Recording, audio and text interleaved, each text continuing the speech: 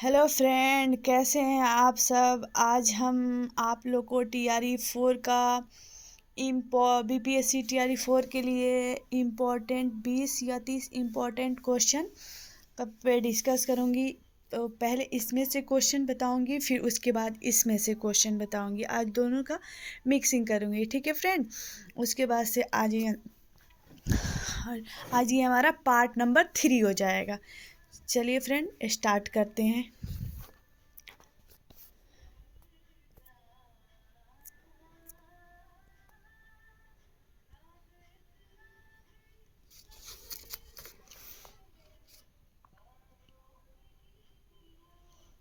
हमारा क्वेश्चन शुरू होता है यहाँ से 44 नंबर से फ्रेंड। सती प्रथा को गैर कानूनी किसने घोषित किया? तो किसने घोषित किया? विलियम बेंटिंक ने किया। उसके बाद विलियम बेंटिंक के द्वारा सती प्रथा किस वर्ष समाप्त की गई? फ्रेंड, ये 1829 में की गई। ये 1829 में की गई। देखिए, MPPCS से प्री 2015 में पूछा गया था। उसके बाद हिल असेंबली प्लान किसके द्वारा आदिवासी उन्नति के लिए किया गया? ये किया गया क्लीवीलैंड के द्वारा। उसके बाद आज ये फ्रेंड, ये झारखंड PCS में पूछा गया था। ये देखिए फ्रेंड, संथाल परगना के राजमहल क्षेत्र के प्रथम ब्रिटिश कलेक्टर ऑगस्टस क्लीवलैंड द्वारा आदिवासियों की उन्नति हेतु हिल असेंबली प्लान कार्यान्वित किया गया। इसके अंतर्गत आदिवासी मुखियों को सीमित न्यायिक शक्तियाँ भी सौंपी गई। 1796 ईस्वी के रेगुलेशन 1 द्वारा व्यवस्था को विनियमित करने का प्रयास भी किया गया। उसके बाद आज ये क्वेश्चन नंबर हमारा फ्रेंड 47 है। इनमें से किस वर्ष बंगाल के दासों के निर्यात को रोक दिया गया? 1789 के द्वारा फ्रेंड। ये देखिए, झारखंड PCS में 2013 में पूछा है फ्रेंड। बहुत ही इंपॉर्टेंट क्वेश्चन है। ये सब TRE 4 के लिए हो सकता है सेम आ जाए, इसको जानकारी लेना ज़रूरी है। लॉर्ड डलहौजी द्वारा अवध का अंग्रेजी राज में विलय निम्न में से किस रीति से हुआ था? ये होता कुप्रशासन के कारण। देखिए फ्रेंड, UPPCS में 1990 में पूछा, 1991 में, 1994 पूछे। देखिए कितना इम्पोर्टेंट क्वेश्चन। आइए इसका डिस्क्रिप्शन पढ़ देते हैं। लॉर्ड डलहौजी 1848 से 56 अवध के नवाब वाजिद अली शाह पर कुशासन का आरोप लगाकर फरवरी 1856 को अवध का अंग्रेजी राज में विलय कर लिया। अवध के अतिरिक्त डलहौजी के बेपगत के सिद्धांत के अंतर्गत विलय किए गए प्रदेश 1848 ईस्वी के जैतपुर एवं संबलपुर, 1849 ईस्वी की बघाट, 1850 उदयपुर, 1852 ईस्वी झांसी, 1854 ईस्वी तथा नागपुर 1854 थे।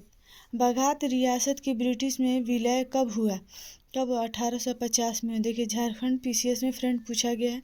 उसका निम्न में से किस देशी रियासतों को अंग्रेजों ने अपने क्षेत्र में नहीं मिलाया था? ये था फ्रेंड ग्वालियर को नहीं मिलाया था। आइए फ्रेंड, उसके बाद हमारे ये क्वेश्चन है। उसके बाद से आज ये फ्रेंड हमारा 51 नंबर।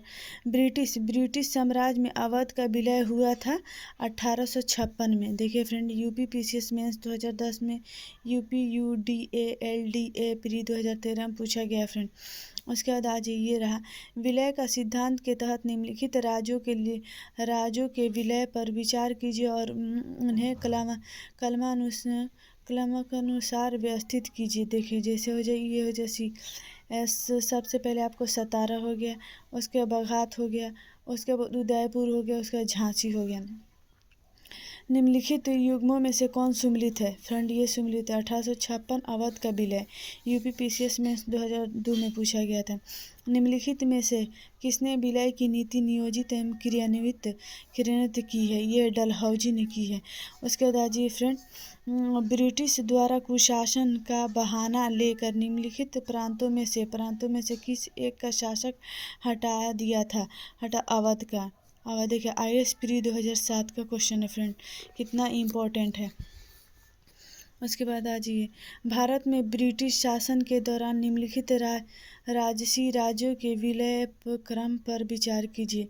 लेकिन उसके बाद पहले सतारा है, उसके सतारा के बाद संबलपुर है, संबलपुर के बाद झांसी है, झांसी है फ्रेंड।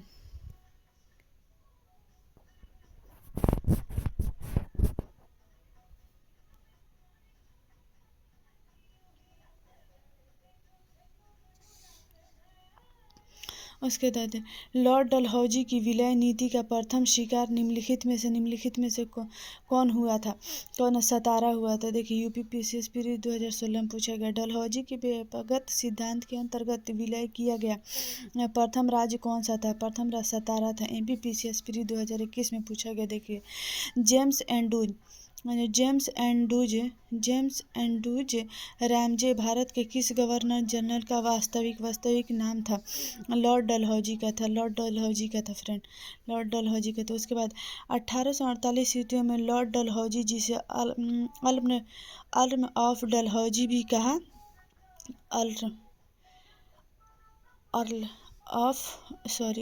डलहौजी भी कहा जाता है, गवर्नर जनरल बनकर भारत आया। उसका वास्तविक नाम जेम्स एंड्रूज ब्राउन रैमजे था। अंग्रेजों द्वारा सिंध विजय संपन्न हुआ था, सिंध विजय था लॉर्ड एलनबरो के समय। उसके बाद आ जाइए फ्रेंड, ये हमारा क्वेश्चन है डिस्क्रिप्शन। गवर्नर जनरल लॉर्ड एलनब्रो के काल 1842 से 1844 ईस्वी के दौरान 1843 ईस्वी में चार्ल्स नेपियर ने सिंध को महत्वपूर्ण रूप से ब्रिटिश साम्राज्य विरुद्ध मिला लिया गया। यह प्रथम आंग्ल अफगान युद्ध का एक प्रमुख परिणाम था। किसने सिंध विजित कर उसका अधिकार किया, ये किया है नेपेरियर ने किया फ्रेंड। ये किसने किया, ये नेपेरियर ने किया। ये सिंह पर ब्रिटिश ने कब्जा किया, ये 1843 में कब्जा किया फ्रेंड। कब किया, 1843 में। सिक्किम का भारत में विलय किसने किया, लॉर्ड डलहौजी ने किया, लॉर्ड डलहौजी किया। सिक्किम का भारत के साथ अंतर संबंध विगत इतिहास में हम तीन अवसरों पर देखते हैं। 10 फरवरी 1817 को लॉर्ड हेस्टिंग्स के काल में इस तिथि को सिक्किम और ब्रिटिश भारत के साथ तितलिया संधि हुई थी। इसमें नेपाल से कुछ क्षेत्र सिक्किम को वापस मिलने का उल्लेख तो है, किंतु सिक्किम के किसी क्षेत्र का ब्रिटिश भारत में मिलाने का उल्लेख नहीं है। नंबर 2, 1850 में सिक्किम के दार्जिलिंग और तराई का कुछ भाग लॉर्ड डलहौजी के काल में ब्रिटिश भारत में मिलाया गया। यह सिक्किम का आंशिक विलय है। नंबर 3, 1975 में सिक्किम का पूर्ण विलय स्वतंत्र भारत में हुआ। प्रश्न में ब्रिटिश भारत में लॉर्ड डलहौजी के कार्यकाल में सिक्किम के आंशिक विलय के आधार पर आयोग ने अपना उत्तर निर्धारित किया। उसके बाद आज 64 नंबर है, निम्नलिखित में से कौन अवध का ब्रिटिश रेजिडेंट था जब अवध का ब्रिटिश साम्राज्य में विलय हुआ? जेम्स आउटरम था, जेम्स आउटरम था। उसके बाद आज ही हमारा क्वेश्चन है 65, भारत में प्रथम रेलवे लाइन किस ब्रिटिश गवर्नर के समय बिछाई गई थी? लॉर्ड डलहौजी के समय बिछाई गई थी फ्रेंड। भारत में रेल निर्माण की दिशा में प्रथम प्रयास ब्रिटिश गवर्नर लॉर्ड डलहौजी द्वारा किया गया था। प्रथम रेलवे लाइन फ्रेंड, ये बहुत ही इम्पोर्टेंट लाइन है। प्रथम रेलवे लाइन 1853 ईस्वी में बम्बई से थाने के बीच डलहौजी के समय बिछाई गई थी। किसके समय बिछाई? डलहौजी के समय। फ्रेंड याद रखिएगा इसको।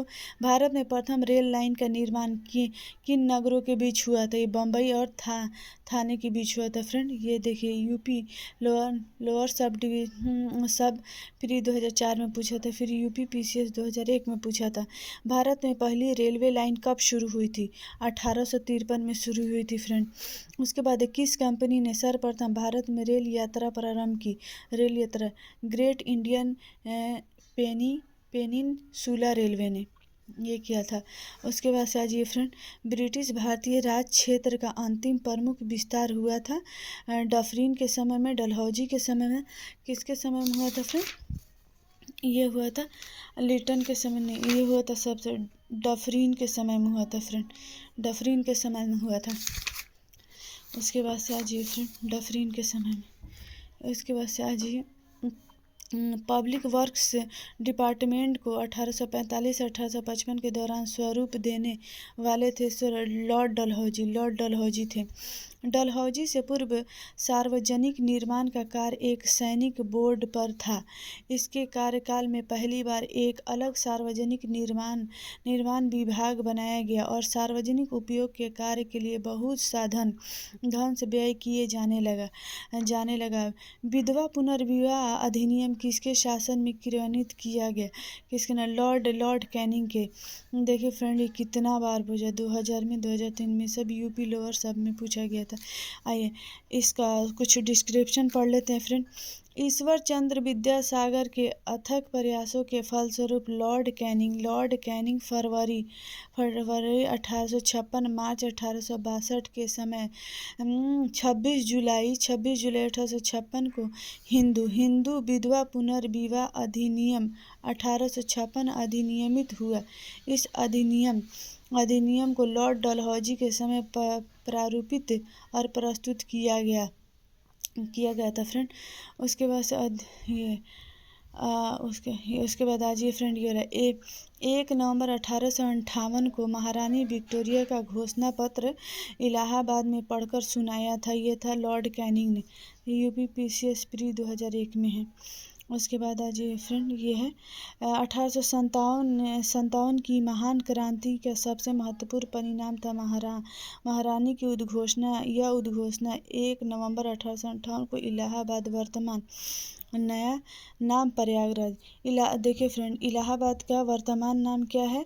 प्रयागराज में हुए दरबार में भारत के प्रथम वायसराय लॉर्ड कैनिंग द्वारा उद्घोषित किया। उसके बाद आज ये फ्रेंड हमारा क्वेश्चन है निम्न में से कौन एक भारत का प्रथम वायसराय था?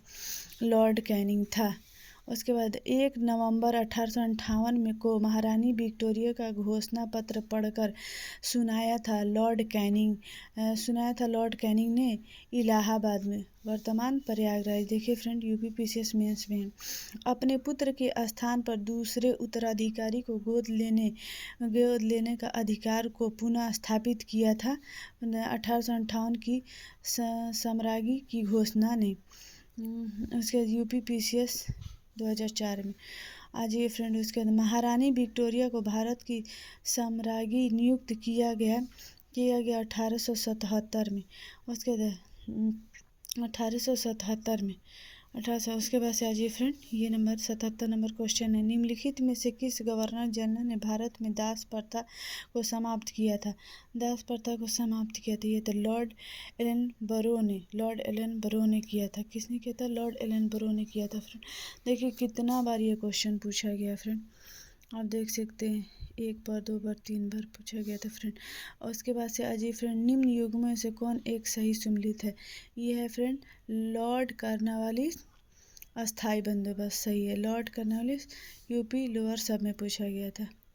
उसके बाद आइए इसका ये डिस्क्रिप्शन पढ़ लें। लॉर्ड कॉर्नवालिस 1793 ईस्वी में अस्थाई बंदोबस्त प्रणाली लागू की, जबकि चतुराईपूर्ण निष्क्रियता कुशल अकर्मण्यता की नीति जॉन लॉरेंस सहायक संधि लॉर्ड वेलेस्ली से तथा व्यापकता का सिद्धांत लॉर्ड डलहौजी से संबंध है। भारतीय राष्ट्रीय कांग्रेस की स्थापना एवं होम ने लॉर्ड डरफिन के कार्यकाल 1884 से 88 ईस्वी में की थी। Thank you friend. अब इस बुक का हम क्वेश्चन आप सबसे डिस्कस करेंगे। Thank you friend. जैसा कि हम आपको बताए थे उसमें से उस बुक से हम आपको 20-25 क्वेश्चन डिस्कस कराए हैं। अब इस बुक से हम कराएंगे ताकि ये PPSC TRE 4 के लिए बहुत ही इम्पोर्टेंट है फ्रेंड। देख सकते हैं NCERT सार संग्रह से 1 लाइनर है, 6 से लेकर 12 तक है। सभी प्रतियोगिता परीक्षा के लिए समान रूप से उपयोगी है। ठीक है। विशेष आकर्षण, नोट्स, रिवीजन फ्रेंड आइए हम लोग आप शुरू करते हैं। इसमें से भी कुछ क्वेश्चन पर डे हम आप लोग को बताएंगे। जैसे भारतीय इसमें राज व्यवस्था पढ़ना है, और उसके पश्चात ये देखिए भारत का भूगोल पढ़ना है फ्रेंड, विश्व का भूगोल पढ़ना है, उसके बाद पर्यावरण पढ़ना है, ईवीएस पढ़ना है, भौतिक विज्ञान में से कुछ पढ़ना है, रसायन विज्ञान में से, जीव विज्ञान में से फ्रेंड ये सब को थोड़ा थोड़ा पढ़ना है। उसके बाद ये विज्ञान एवं प्रौद्योगिकी इसको पढ़ना है। फिर प्राचीन भारत के इतिहास, मध्यकालीन भारत का इतिहास, आधुनिक भारत के इतिहास, अर्थव्यवस्था में से भी पढ़ना है। देखिए फ्रेंड आज हम शुरू करते हैं आपको यहाँ से भारतीय राज व्यवस्था पॉलिटी। देखिए फ्रेंड हम कैसे पढ़े थे, रिवीजन करके 30/3/2022 में पढ़े थे। फ्रेंड शुरू करते हैं। रेगुलेटिंग एक्ट 1773 द्वारा सर्वोच्च न्यायालय की स्थापना कहाँ की गई थी? कलकत्ता में 1774 ईस्वी में की थी। भारतीयों को भारत के प्रशासन में भाग लेने का अधिकार किस अधिनियम के द्वारा प्राप्त हुआ? चार्टर एक्ट 1833 के द्वारा हुआ। फ्रेंड भारतीय विधान परिषद को बजट पर बहस करने की शक्ति किस अधिनियम के द्वारा प्राप्त हुई? भारत परिषद अधिनियम 1892 के द्वारा। केंद्रीय विधानमंडल सर्वप्रथम किस अधिनियम द्वारा द्विसदनीय बनाया गया? 1919 के भारत शासन अधिनियम द्वारा। भारत के राष्ट्रपति को अध्यादेश निर्गत करने की शक्ति मूलतः किस अधिनियम से प्रेरित है? भारत शासन अधिनियम 1935 से। उसके बाद ये देखिए फ्रेंड ये है भारत का संवैधानिक विकास ईस्ट इंडिया कंपनी के अंतर्गत, ब्रिटिश क्राउन के अंतर्गत। फ्रेंड रेगुलेटिंग एक्ट 1773, भारत शासन अधिनियम 1858, ईस्ट इंडिया एक्ट 1784, भारत परिषद अधिनियम 1861, चार्टर एक्ट 1753, भारत परिषद अधिनियम 1892, चार्टर एक्ट 1813, भारत परिषद अधिनियम 1909, चार्टर एक्ट 1833, भारत शासन अधिनियम 1919, चार्टर एक्ट 1853, भारत शासन अधिनियम 1935, भारतीय स्वतंत्रता अधिनियम 1947। केंद्र में दय शासन व्यवस्था किस अधिनियम के द्वारा लागू की गई थी? भारत शासन अधिनियम 1935 के द्वारा। फ्रेंड ये बहुत ही इंपॉर्टेंट क्वेश्चन है, आपको एनसीईआरटी का ये निचोड़ मिलता है फ्रेंड, शॉर्ट नोट्स मिलता है ताकि आप कम समय में ज़्यादा से ज़्यादा रिवीजन कर सकें। फ्रेंड ब्रिटिश भारत में किस अधिनियम में संघीय शासन का प्रावधान था? भारत शासन अधिनियम 1935। उसके बाद भारत शासन अधिनियम 1919 की समीक्षा करने के लिए वर्ष 1927 में साइमन कमीशन का गठन किया गया था। उसके बाद जी फ्रेंड अखिल भारतीय संघ स्थापित करने का प्रावधान किस अधिनियम में किया गया था? भारत शासन अधिनियम 1935। भारत के संविधान में केंद्र और राज्यों के मध्य किया गया शक्तियों का विभाजन भारत सरकार अधिनियम 1935 पर आधारित है। ठीक है फ्रेंड एक निर्वाचित संविधान सभा द्वारा भारत के संविधान का निर्माण करने का प्रस्ताव किसके द्वारा दिया गया था? एक क्रिप्स मिशन के द्वारा दिया गया था। फ्रेंड भारतीय संविधान का सभा का गठन किसके अंतर्गत किया गया? कैबिनेट मिशन 1946 ईस्वी के अंतर्गत। कैबिनेट मिशन द्वारा प्रस्तुत योजना के अनुसार संविधान सभा में प्रांतों से प्रतिनिधित्व का निर्वाचन किस अनुपात में था? 10 लाख की जनसंख्या पर एक सदस्य था। भारतीय संविधान का निर्माण करने वाली संविधान सभा के सदस्यों का चुनाव किसके द्वारा किया गया था? विभिन्न प्रांतों की विधानसभाओं के द्वारा। उसके बाद अंतरिम सरकार वर्ष 1946। देखिए सदस्य आधारित विभाग जवाहरलाल नेहरू के समय कौन सा था? 1946 के समय राष्ट्रमंडल संबंध तथा विदेशी मामले। सरदार वल्लभ भाई पटेल के पास था गृह सूचना प्रसारण। ठीक है डॉक्टर राजेंद्र, ये क्वेश्चन बहुत आता है फ्रेंड, ये बहुत भी है ये। डॉक्टर राजेंद्र प्रसाद के था खाद्य एवं कृषि। ठीक है जॉन मथाई के पास उद्योग एवं नागरिक आपूर्ति। जगजीवन राम के पास था श्रम। सरदार बलदेव सिंह रक्षा। लियाकत अली खान के पास था वित्त। श्री राजगोपालचारी के पास था शिक्षा एवं कला। इसके बाद आइए फ्रेंड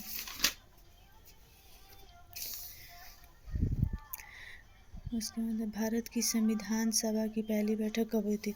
9 दिसंबर 1946 को हुई थी। फ्रेंड भारतीय संविधान का प्रथम प्रारूप सर BN राव द्वारा तैयार किया गया था। ठीक है संविधान सभा का अस्थायी अध्यक्ष किसे चुना गया था? डॉक्टर राजेंद्र प्रसाद को। फ्रेंड ये बहुत ही इजी क्वेश्चन है। बहुत ही इजी क्वेश्चन है, ठीक है। संविधान सभा में पंडित नेहरू द्वारा उद्देश्य प्रस्ताव कब प्रस्तुत किया गया था? 13 दिसंबर 1946 को किया गया था। नेहरू द्वारा प्रस्तुत उद्देश्य प्रस्ताव संविधान सभा में कब स्वीकृत हुआ था? कब से? 22 जनवरी 1947 को। भारतीय संविधान के निर्माण काल में संविधान सभा के कुल कितने अधिवेशन हुए थे? 12 हुए थे। भारतीय संविधान के निर्माण में संविधान सभा को कितना समय लगा? 2 वर्ष 11 माह और 18 दिन, ठीक। भारतीय संविधान सभा के संवैधानिक सलाहकार कौन थे? सर BN राव थे, फ्रेंड।